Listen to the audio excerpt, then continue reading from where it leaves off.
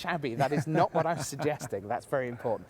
Let's move on to another of our American players, and this time it is David Ochoa. I believe we have reached this deep into the webcast without saying the words Channel Fireball, and now I've ruined it. So here's David Ochoa. He's 32, had his first Pro Tour top 8 at Pro Tour Return to Ravnica in Seattle at the back end of last year. Had a conversation with him this time last year. I said, where do you think you are in the field? He said, in the middle. Had a conversation with him yesterday. I said, where do you think you are in the field? He went, in the middle. And I think he's probably about right with that. He is, again, someone who could do what happened last year, which is essentially sync without trace. He finished 14th of the 16. Or it doesn't take him too long to get from a notional 8th, 9th up to 4th, and we could see him on Sunday. Yeah, I mean, and you do have to think, you know, with Reed, for example, his poor performance at this event last year really sort of lit a fire under him. I do wonder if, you know, Ochoa, also Raptor Josh Edderlayton, who didn't have a great performance around this time either, sort of said, okay, let's pull it together for this year's World Championships.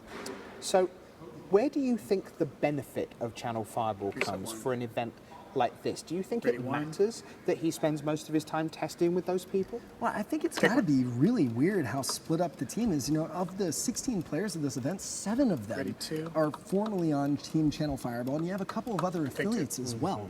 So I think there's a big cost to not being able to take your entire testing group in with you.